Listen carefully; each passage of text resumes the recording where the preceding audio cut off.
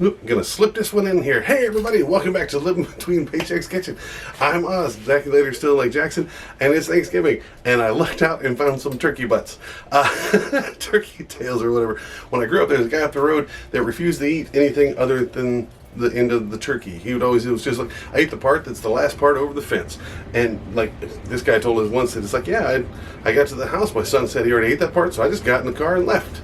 So, people take their turkey butts very seriously. I'm going to show you a couple of different ways. I did some air fryer stuff, some oven fryer, a bunch of different flavors. Just in case you come across a bunch of turkey butts. I found these at H-E-B. They're turkey tails is what they're labeled, but it's a turkey butt. So, yeah, I had to pull feathers out of it still. So, yeah, reach out, grab some of these if you can. You know, I like turkey butts, and I cannot tell a fib, I guess. So before we get into it, be sure to like, share, subscribe, ring the little bell down in that corner to get notifications when we do this. Tell the YouTube-y stuff, you know that is. And then we got a link down the doobly-doo for our merch. Christmas is coming up. Let everybody know that you're a fan of one of the coolest cookie shows ever. Or this one, but either way. Let's just get into the food. All right, really all you're gonna need with this one is the turkey tails. Like I picked these up at H-E-B for like $4 for like a whole pack of these. So I got 2 of them.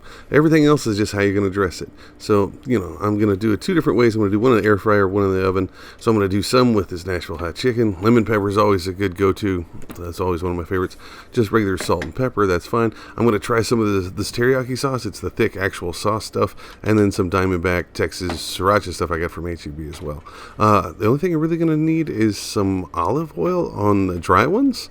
And then you're going to want some like aluminum foil just for the ease of cleanup.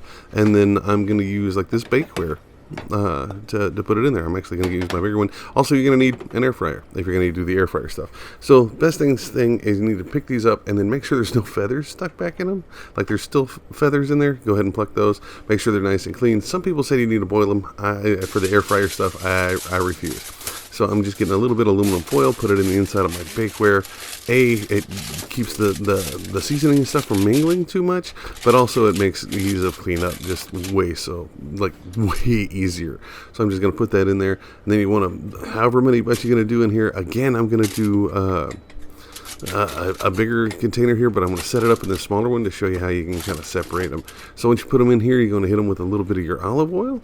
If you got a brush, that's fine.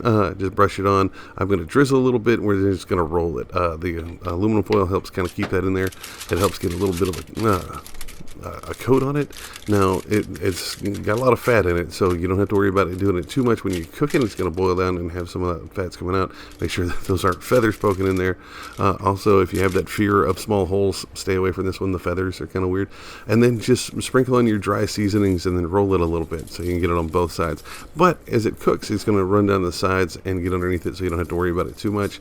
So I'm able to do my 2 dry ones in here together. They don't mingle too much. If you have anybody with allergies, just completely separate them. Don't even try to attempt this, okay? So just kind of, I got my Nashville hot and then my lemon pepper in here. We're going to go ahead and preheat the oven for 400. So we get that done. Boop, beep, boop. All right. And then and then I swatch to my bigger one here. And then this teriyaki sauce, this is like a dipping sauce, so it's like super thick, and it doesn't stick very well, so it looks horrific. So I sped it up, so I'm going to mix it around a little bit. And then to keep these from mingling, I'm going to take my aluminum foil, block the camera with my arm so you don't see what I'm doing, but make a little ridge right in the middle. As long as it's not too low, it will keep these separated, because these are going to be my liquid ones here. Salt and pepper, a little bit of olive oil, and then I'm going to hit it with just a little bit of the sriracha stuff on top. You got to be careful with this, mostly because it's 400 for an hour. Because if the oil didn't cook it off, it just breaks it really hard. So if you ever had like really bad barbecue chicken where it's like burnt on the top, so you put it in for 400 at 1 hour. Okay, so pull it out after an hour. Check your internal thermometer. You want it to be 165. Wasn't high enough, so I'm putting it back in for another 15 minutes. Pull it out, and then go to stab it in here. Watch this. Boop. Check multiple ones. You see, you get at least 165. You're good. Go ahead and let that rest. I like to go ahead and get it with a little bit more seasoning, because a lot of that cooks off while you're in there. But yeah, that's how you do it in the oven. Now let's do the air fryer stuff. Now I'm just going to prep these while they're on my cutting board. Just hit them with salt, and then I completely forgot about the olive oil, so I'm going to hit them with the garlic powder. Sorry, not the garlic salt. You can use garlic salt if you want salt. Not a big fan of that, but I'm going to use this Kinder stuff as another seasoning. So now I got these. I got the garlic powder and the oil. Just kind of roll around on there. Now remember to wash this when you're done. The cutting board, not the turkey butts. Apparently you watched those before. But just, I hit them with this golden chicken seasoning. You can kind of put whatever you want on them here, but this is a nice dry one for my air fryer. Get it nice and roll around. Excuse me. And then put them in your basket here. You don't want to choke it up too much. You want the air to be able to get all the way around them. So don't layer them right on top of each other. And if they're way too close, go ahead and just do second batches, okay? Don't worry about it too much. Go ahead and put those in here. Make sure to plug in your air fryer, which is the number one thing I keep forgetting. You want to put it at 375 in the air fryer. And then you want to set it for 15 minutes. Sorry, I had to go handy cam here. Set it for 15 minutes. And then once we've had it for 15 minutes, we're going to pull it out, flip them over. I'm using my tongs because remember these are hot and that metal is hot, and then put them back in for another 15 minutes at 375, right? 30 minutes total. Let's turn them around. Somebody said you can do them for another 10 minutes in the air fryer if you want it crisper, but I don't trust that, how much crispier you want that stuff. But this turned out really well. Now this, like I said, it's just fat and meat. It is one bone in the middle of it. It's just the tailbone, whatever. So this is great. It's something to have fun. It's also very tasteful. It's got flavorful. It's got a lot of like the fats and the meats and stuff that are in there. And then you can season it with just about anything. So it can be separate if you want to try a different rub or something different for your turkey and don't want to do a full turkey. This is a good way to do that. Again, it's some way to fun to just like, hey, everybody, eat a butt.